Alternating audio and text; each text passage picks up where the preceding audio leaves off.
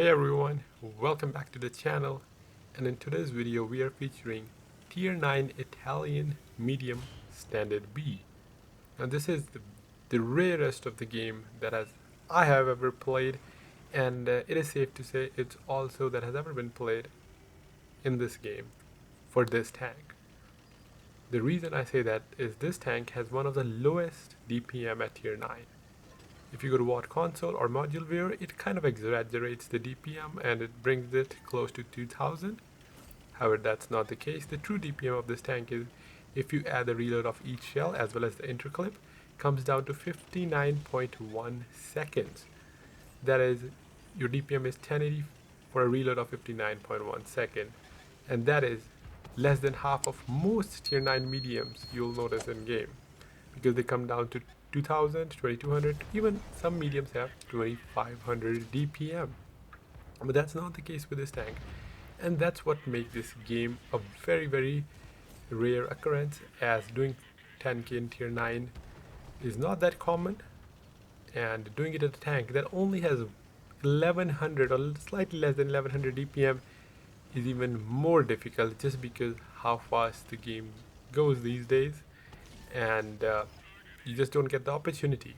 If the game lasts all 15 minutes and you're in the right spot, sure, you might be able to, but there is another constraint to this tank. Because of the long reload, you can't really switch the shells unless you are ready to sacrifice the reload you have. For example, you might have 2 shells loaded or 3 shells loaded, and you're like, nah, I'm gonna stick to APCR. It takes too long to reload. Not to mention, with heat you do get the pen, but you lose the shell velocity. So besides the reload, this tank has everything else. It has decent camo, decent view range, 10 degrees of gun depression, as well as speed is decent. You can rotate around the map with relatively easily. You can position. It is essentially a leopard, just with a very long reload and low alpha. The tank only has 360 alpha, as opposed to most medium, which has 390, and Leopard now has 420, but so this tank only comes with 360. However, everything else about the tank, as I mentioned, it's very good, and most of the time this tank is just ignored is just because how low the DPM is. So the game started in Erenberg. I initially went to D8 to get some vision and maybe farm the cross as they're crossing. I wasn't able to do much, but the Lorraine kind of stopped in the middle. He didn't cross, he just stayed there. I don't know what he was expecting, but I was able to farm him easily. And then after that I rotated back, reloaded my clip, and then tried to punish this E5, as he's the only one holding us back, and also proxy spotting us. But my attempt failed miserably, as I was not able to aim my shots correctly and only penned 1 out of 3. So going back to the reload, the 59 seconds is obviously if you don't have anything. However, with skills equipment, it does improve, as well as with the food, but still not that much, as it is just too long. But it kind of worked in my favor in this game, as this is one of the games where I didn't throw, because most of the time when nothing is happening, for example in this situation, I end up rushing.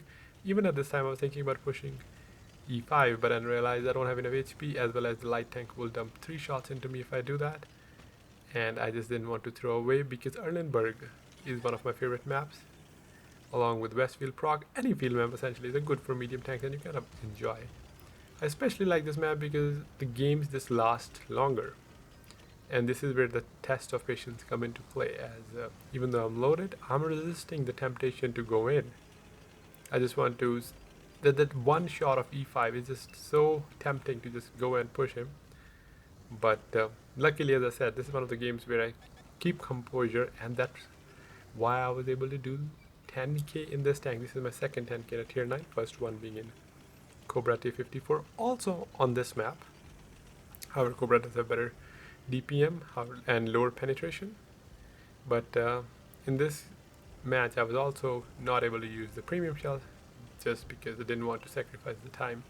So waiting, still 10 minutes in the game, and this map do last long. Trying to get an angle on the light tank do get penned by the tank destroyer behind me, And now I was hoping that he might get a little aggressive, because whenever you get shot once or twice, you kind of lose your composure, and that's what happened with me multiple times. If I'm full health and I get shot once, and I'm like, okay, let's just do it. So still trying to find an angle. Our team do have a tank at K3, so I know we have time, because first they have to push that guy while our heavy will farm when they push, and after that we still have TDs that will be supporting that heavy. 105 peaked, gets spotted, and I was able to pen in return. However, our Manticore, the light tank, the vision of our team, he drowned himself in water. Not sure what happened, but very unfortunate losing your light tank in a field map. Their light's one shot, E5 is one shot, but now Nemesis is covering them. So if Nemesis wasn't there, I could have taken the risk to shoot or to take out the light and heavy, but that's out of the question now, because Nemesis has a big gun, 875 alpha, and usually with high caliber they do end up setting you on fire as well, especially like the caliber of Nemesis or tank destroyers. 105 finally made a mistake, started to push forward and put a shot into him, took him out of the game, and E5 also exposed himself in a way where I was able to take him out of the game. The score is 7-7, and all I've done is 3000 damage, and at this point I wasn't even thinking that 10,000 is even a possibility, because usually for a 10k game to happen, the score should have been around 12 on each side, and you should be at 4 or 5,000 damage. But that was not the case in this game. 3800, 7 tanks remaining, 6 tanks remaining now in the enemy team, as 113 our team took out the Nemesis, who I had put 2 shots. The score still even, 6-6, and now I'm going back to the other side, as by the time we cleared the BC line, their team is now pushing JK. Kind of a perfect timing for me, as now I can focus my attention towards the cap area. CS3 pushed into a spot to spot our heavy tank, and I missed 2 shots onto him. That is very key, because he's a medium, especially at tier 10. And I missed my first 2 shots, and now end up bouncing the third, and realize that I do not have the luxury to just keep firing unless I'm 100% sure that I can pen that tank, because as I said, I don't reload every 5, 6, 7 seconds. I reload every 20 seconds.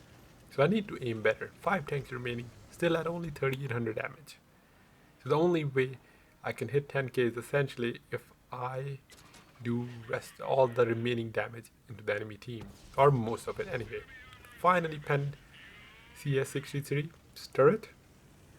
And what can happen when you finally aim, right? You can actually pen shots instead of just rushing. While I was reloading, I started to close in attempt to spot something for the heavy tank that's in the middle, and do end up spotting 50 TP, put a shot into him. However, the Iron Rain, who's at full health, ended up killing our 113, bringing the score to 4-5. They are up by a tank, and one of the tank on our team do seem to have penned the 50 TPR that was crossing. So since my attempts to push failed, as they have a heavy tank in the middle, I decided to come back to our support ridge so I can punish them. Initially I was going there in the middle so that I can spot anyone and kill them, or essentially spot for my team, as I wasn't planning on doing damage. As I was coming back, CS got greedy, overpeaked a little bit, and I ended up penning him twice, bringing my total to 59.92. Just over 6 minutes remaining.